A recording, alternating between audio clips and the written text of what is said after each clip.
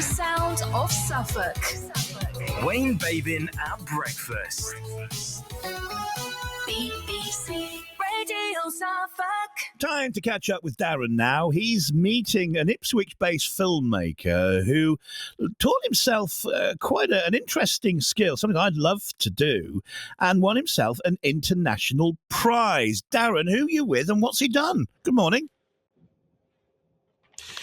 Good morning, Wayne. I'm with Nick Skinner at Bridge Classic Cars in Pettistry, just outside Wickham Market. And the film that we're talking about stars the famous E-Type Jaguar. It was manufactured between 1961 and 1974, revolutionised sports car design with its sleek appearance and impressive performance.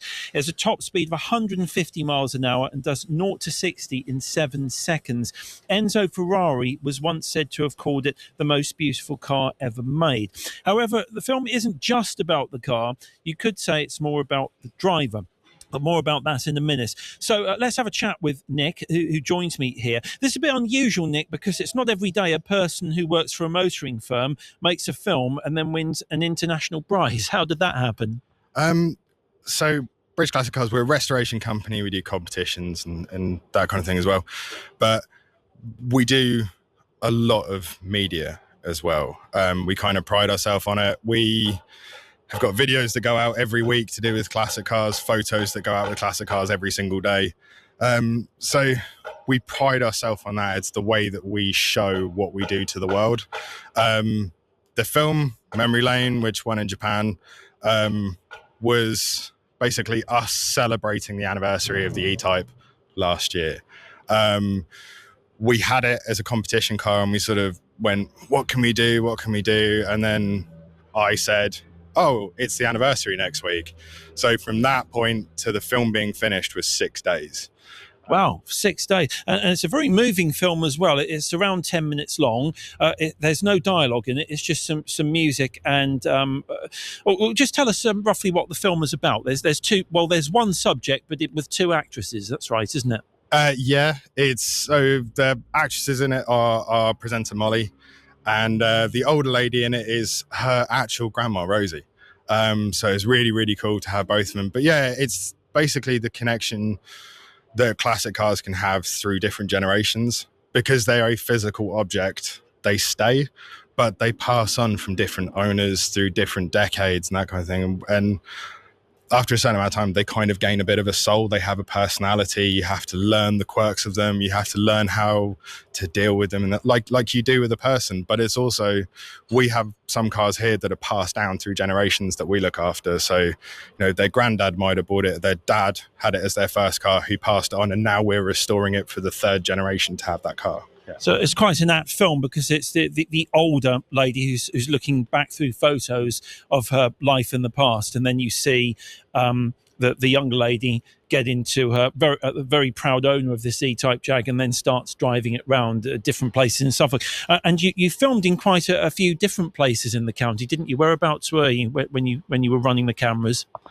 So yeah, it's filmed in a couple of different places. So Seckford Hall were very kind enough to empty out the front of the car park for us, which was nice. And all the interior shots that you see with the wooden panelling is in Seckford Hall.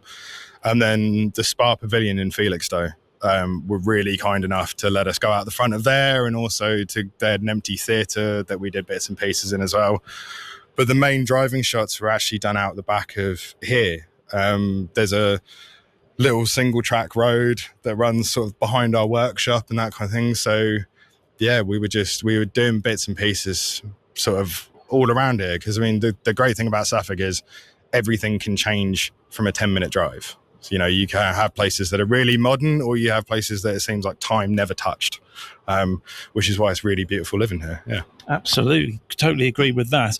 Now, this international award, it's called the International Auto Film Festa 2025, and you're the grand prize winner, and this took place in Tokyo only a few days ago. I assume you weren't actually there in person to pick up this award?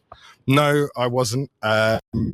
So the story behind that was our media manager and our managing director, which is Rob Harvey and Craig Ranson, actually put me forward for it, and I didn't know. And then I got told, oh, you're shortlisted. And I went, okay. So there's 499 films from, I think it was 27 different countries. Yeah. And then all of a sudden I got asked to go and sit down for a, basically like a brainstorming session, like to think about what we were going to do next. And then, got told, oh, by the way, you've won this. And it was a bit of I was like, what? But again, it was just so cool because it was a massive group effort for the film. So for us as Bridge, and also for everyone who works here as individuals, to be recognised on the world stage for that, for not just the film, but for the cars that we do and that kind of thing, is absolutely incredible. Yeah. Yeah, I can see by the smile on your face, you're rather chuffed. So we have in our presence here an International Film Award winner, Nick Skinner from Bridge Classic Cars, in front of this rather lovely classic Austin Healey. Wayne, back to you.